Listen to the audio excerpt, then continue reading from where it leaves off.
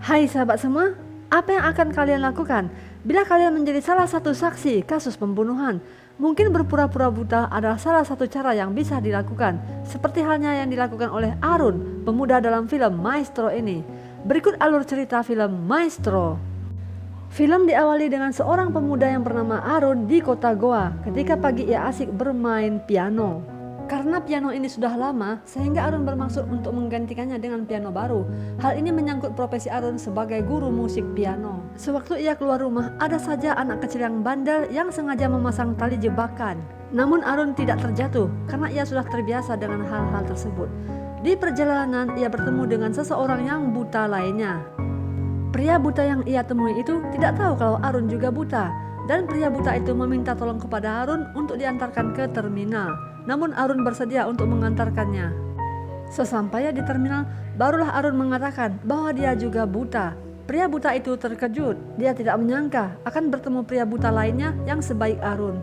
Lalu Arun melanjutkan perjalanannya ke toko musik untuk mencari sebuah piano bekas. Namun Arun tidak menemukan piano bekas tersebut. Sementara itu di tempat lain, terlihat Mohan, aktor tua yang sangat terkenal, dan istri mudanya yang bernama Simran. Mereka sedang meresmikan camp tempat pendonasian organ. Siapapun manusia yang ingin berbuat baik dengan cara mendonasikan organ tubuhnya, maka mereka akan mendapatkan pahala yang berlimpah. Dan dalam kepercayaan mereka, orang tersebut akan mengalami reinkarnasi untuk hidup yang berbahagia. Simran adalah wanita yang masih muda dan cantik. Ia ingin menikah dengan Mohan dengan tujuan agar Mohan bisa memperkenalkannya dengan sutradara, dan ia ingin menjadi seorang bintang film yang terkenal. Namun hari itu Simran marah karena sampai saat ini Mohan belum juga memperkenalkan dia kepada salah seorang sutradara. Kembali lagi ke tempat Arun, ia mendapatkan telepon dari seorang wanita yang bernama Sophie yang ingin menjual piano bekas milik ayahnya. Tanpa membuang waktu, Arun dan Sophie pergi ke restoran itu. Sebelum membeli, tentu saja Arun mengetes piano bekas itu dulu. Dan ternyata piano ini masih sangat bagus. Ayah Sophie yang merupakan pemilik piano sekaligus pemilik restoran itu mengatakan ia sebenarnya tidak mau menjual pianonya, namun karena restorannya sepi sehingga ia terpaksa menjual pianonya. Namun harganya sangat mahal dan Arun tidak sanggup untuk membelinya, sehingga Arun memutuskan akan berlatih main piano setiap hari di restoran ayahnya Sophie. Hitung-hitung mungkin bisa meramaikan restoran ayahnya Sophie. Ketika Sophie mengantarkan Arun pulang, ia sempat bertanya mengapa Arun buta. Arun menjawab, ini terjadi ketika ia berusia 14 tahun dahulu. Sebuah bola kriket pernah menghantam saraf optik mata Arun yang menyebabkan ia buta. Namun ketika sampai di rumah, Arun segera melepas lensa kontaknya. Ternyata dia hanya pura-pura buta dan Arun sempat melihat kepergian Sophie. Tetapi tanpa Arun sadari, ada seorang anak kecil yang bernama Rohit yang melihat dirinya dan mengetahui bahwa Arun hanya pura-pura buta. Sejak saat itu, Arun selalu bermain piano di restoran ayahnya Sophie. Benar saja, restoran itu menjadi ramai karena Arun sangat pandai memainkan lagu. Orang-orang menyukai lagu-lagu indahnya. Hubungan Arun dengan Sophie semakin akrab. Kelihayan Arun memainkan piano juga terdengar oleh Mohan, seorang aktor tua yang sangat terkenal. Ternyata ia adalah paman dari Sophie. Mohan sengaja mengundang Arun untuk konser di rumahnya. Tentu saja Arun menerima karena Arun sangat mengidolakan Mohan. Lalu malam harinya Mohan memberitahukan istri mudanya Simran tentang kedatangan Arun yang akan memainkan piano. Tapi Mohan berpura-pura bahwa besok ia tidak bisa hadir karena harus pergi ke Bangalore mengurusi penjualan rumah mereka.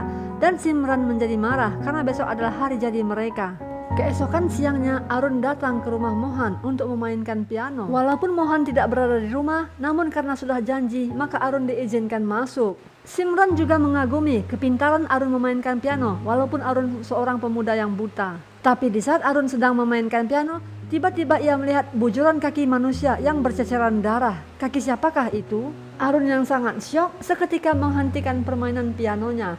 Lalu ia beralasan ingin buang air kecil dan Simran mengantarkan Arun ke kamar mandi. Di dalam kamar mandi ternyata ada seorang pria muda sebaya Arun. Dan Arun tahu mayat yang terbujur itu adalah mayat Mohan, suami Simran. Seperti yang saya katakan tadi, kepergian Mohan ke Bangalore hanyalah pura-pura. Ia ingin memberikan surprise di hari ulang tahun pernikahannya. Namun ketika pulang ia sangat terkejut ketika melihat istrinya selingkuh dengan seorang pria muda. Dan itulah penyebabnya Mohan dibunuh. Selagi Arun memainkan piano, Simran dan selingkuhannya membersihkan mayat Mohan serta puing-puing bekas pembunuhan. Mereka sama sekali tidak tahu kalau Arun hanyalah pura-pura buta. Setelah selesai bermain piano, tidak lupa Simran memuji bakat Arun. Arun yang merasa syok dan bingung harus melakukan apa, tiba-tiba mencari orang untuk mengantarkannya ke kantor polisi. Dan yang lebih membuat Arun syok, ketika sampai di kantor polisi, ternyata salah satu dari polisi itu adalah selingkuhan Simran, bahkan pangkatnya sudah tinggi, seorang inspektur polisi. Lalu Arun berpura-pura melaporkan tentang kucingnya yang hilang. Ya, setengahnya tidak masuk di akal, bukan? Polisi itu tentu saja menolak laporan Arun, lalu menyuruh Arun pulang. Namun Bobby yang melihat sudah terlanjur curiga. Bobby adalah nama dari selingkuhan Simran. Ia sengaja mengantar Arun pulang, ingin menyelidiki apakah benar Arun ini seseorang yang buta. Di waktu yang sama, kucing Arun yang katanya tadi hilang tiba-tiba kembali. Arun mengucapkan terima kasih banyak kepada Bobby, sang inspektur polisi yang sekaligus selingkuhan Simran, istri muda dari Mohan. Sore harinya, Arun mendengarkan kabar bahwa mobil Mohan ditemukan di dekat jembatan. Mohan dinyatakan oleh polisi meninggal karena dirampok, mayatnya dibuang ke bawah jembatan. Untuk menutupi kebusukannya, Bobby sang inspektur polisi sengaja memfitnah seorang pria dengan cara menaruhkan jam tangan milik Mohan. Pria malang tersebut mengambil jam tangan milik Mohan, lalu ia ditangkap dituduh sebagai perampok dan pembunuh Mohan. Di saat proses pemakaman, dengan aktingnya yang luar biasa, Simran terlihat bersedih dan menangis. Ternyata Mohan mempunyai seorang anak gadis yang sudah remaja bernama Fitra. Ia adalah anak dari istri pertamanya. Ia merasa simpati kepada Arun dan menawarkan Arun untuk mendapatkan donasi mata dari camp organ donasi yang pernah diresmikan oleh ayahnya Mohan. Lalu tiba-tiba seorang nenek bernama Soijah yang merupakan tetangga Mohan. Ia bersaksi, ia melihat seorang pria kekar memasuki rumah Mohan. Namun Simran langsung membantah bahwa nenek Soijah sudah tua dan pikun. Karena takut kejahatannya terbongkar, maka Simran mengunjungi nenek Soijah dengan pura-pura meminta obat sakit kepala di saat waktu yang sepi. Nenek Soijah yang tidak menaruh curiga mempersilahkan Simran masuk. Lalu dengan tiba-tiba Simran mengangkat nenek Soijah dan melemparkannya dari atas gedung. Kejadian ini lagi-lagi dilihat oleh Arun yang kebetulan datang. Tapi Simran tetap santai karena ia mengira Arun adalah buta. Tak lama setelah itu, rombongan polisi pun datang yang di dalamnya ada Bobby, sang inspektur polisi yang jahat tersebut. Mereka menyimpulkan bahwa nenek Soijah mati karena terpleset dari gedung yang tinggi. Sementara itu di kediaman Arun, anak kecil yang bernama Rohit yang tahu bahwa Arun pura-pura buta sengaja merekam kegiatan Arun. Ia ingin membuktikan bahwa Arun sebenarnya memang tidak buta. Di saat yang sama, Simran pun datang ke rumah Arun dengan alasan memberikan kue persembahan dari Mohan, kue suci atas kematian Mohan. Selain itu, Simran bertujuan memberikan racun untuk membuat Arun menjadi benar-benar buta. Sepertinya Simran sudah tahu bahwa selama ini Arun hanyalah berpura-pura buta. Selain dalam air putih, Simran juga menuangkan racun dalam kopi Arun. Karena tahu kopinya beracun, Arun tidak meminum kopinya dengan alasan masih panas.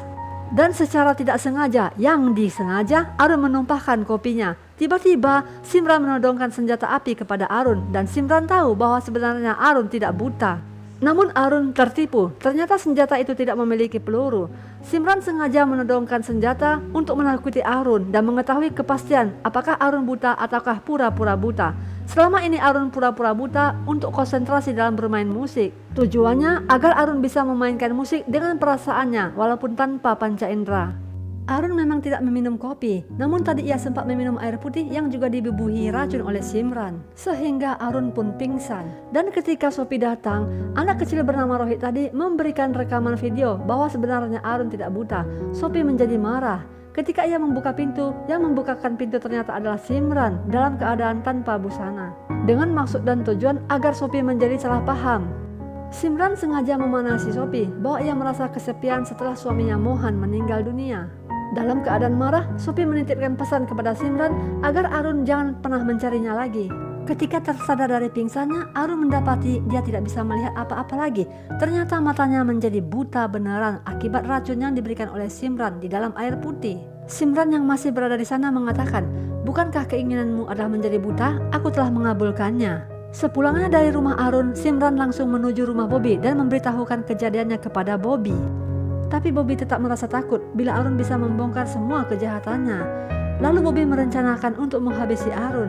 Namun tidak segampang itu, Arun berhasil melarikan diri. Mengira Arun sudah pergi, Simran dan Bobby merasa aman, serta merencanakan pembunuhan berikutnya terhadap Fitra, putri dari Mohan. Rencana itu pun dimulai. Pada saat Simran ingin membunuh Fitra, tiba-tiba Arun datang. Simran merasa sangat terkejut karena ia merasa Arun sudah hilang. Lalu Arun meminta kepada Simran untuk diantarkan ke suatu tempat.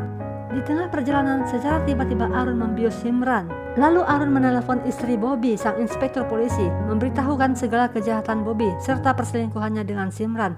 Istri Bobby sangat marah serta hampir membunuh Bobby. Keesokan harinya terdengar kabar bahwa mobil Simran ditemukan di jembatan dan Simran sendiri dikabarkan meninggal dunia karena bunuh diri akibat gagal menjadi artis. Ditambah lagi dengan rasa frustasi karena kematian Mohan, suaminya yang tercinta. Padahal sebenarnya Simran masih hidup. Ia di bawah kekuasaan Arun dibantu dengan seorang dokter yang bermaksud ingin mengambil organ pada tubuh Simran. Dokter ini sebenarnya bukanlah orang yang baik. Di awal ia bermaksud untuk mengambil organ tubuh Arun yang buta untuk dijual. Namun Arun berhasil meyakinkan dokter bahwa dokter itu akan mendapatkan organ tubuh sekaligus uang 2 miliar rupiah apabila dokter itu ingin membantu Arun membalaskan dendamnya kepada Bobby dan Simran. Tentu saja dokter itu menyetujuinya dan ia berjanji bahwa Arun akan kebagian kornea mata Simran, sedangkan liver Simran akan dijual kepada orang paling kaya di Dubai untuk kepentingan putrinya yang sakit. Hal pertama yang dilakukan Arun adalah memperdayai Simran bahwa nanti Simran akan dibebaskan apabila Simran mau mengakui segala kejahatan yang ia lakukan bersama inspektur polisi yang bernama Bobby. Rekaman video Simran digunakan untuk memeras Bobby. Apabila Bobby tidak bisa memberikan uang sebesar 2 miliar rupiah, maka rekaman video itu akan disebarluaskan dan Bobby akan segera dipecat dari polisi serta mendapatkan hukuman. Bobby yang merasa takut segera menyiapkan uangnya. Tapi ternyata semua ini adalah jebakan Arun untuk memperdaya Bobby. Sewaktu Bobby ingin mengambil rekaman video di atas gedung, ia dijebak ke dalam lift yang rusak. Lift itu sengaja dijatuhkan dan menewaskan Bobby. Lalu dokter dan Arun segera membawa Simran ke Dubai dengan tujuan ingin menjual livernya kepada anak orang paling kaya di Dubai. Liver itu akan dijual oleh sang dokter seharga 20 miliar dan dokter itu berjanji akan memberikan 3 miliar rupiah kepada Arun. Sebenarnya Arun masih mempunyai hati yang baik. Ia sempat memberitahu dengan dokter untuk membebaskan Simran dan jangan menjual levernya. Namun dari dalam bagasi terdengar suara Simran yang bising. Lalu dokter menghentikan mobil untuk memeriksa keadaan Simran.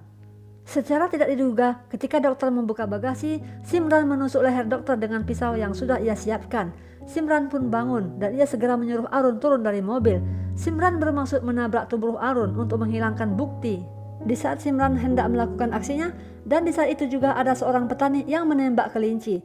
Secara tiba-tiba kelinci meloncat ke arah mobil dan petani itu terlanjur melepaskan pelurunya. Kelinci itu tidak terkena tembakan, tapi justru peluru dari petani mengenai roda mobil Simran dan membuatnya terbalik. Saat itu sebenarnya Simran belumlah mati. Lalu apa yang terjadi dengan Simran? 2 tahun kemudian, tepatnya di kota Dubai, Sophie mendengar suara musik yang indah. Suara musik itu sangat dikenali oleh Sophie karena itu adalah mainan piano dari Arun, pemuda yang pernah ia cintai. Ketika Sophie memasuki gedung, ternyata benar saja Arunlah yang memainkan piano. Lalu Arun menceritakan segala kisah hidupnya kepada Sophie tanpa ada yang Arun tutupi. Sophie melihat bahwa sekarang Arun memang benar-benar buta akibat racun yang diberikan oleh Simran. Namun tanpa Sophie ketahui keadaan Arun yang sekarang ini, sebenarnya pada waktu itu Arun dibantu dengan petani membawa Simran ke Dubai. Lalu Arun menjual liver Simran kepada orang paling kaya di Dubai untuk keperluan putrinya yang sakit. Sedangkan kornea mata Simran dipakai oleh Arun untuk menggantikan kornea matanya yang rusak. Dan uang 20 miliar hasil dari penjualan liver Simran telah membuat Arun menjadi kaya raya. Yah, inilah pembalasan dendam yang sempurna dari Arun kepada Simran yang jahat. Namun konsekuensinya, Arun tetap berpura-pura buta mungkin sampai sepanjang hidupnya. Di akhir video saya ingin mengucapkan terima kasih banyak kepada sahabat semua yang sudah menonton. Jangan lupa like, comment, share, serta subscribe channel YouTube saya. Sampai jumpa pada video-video berikutnya. Bye.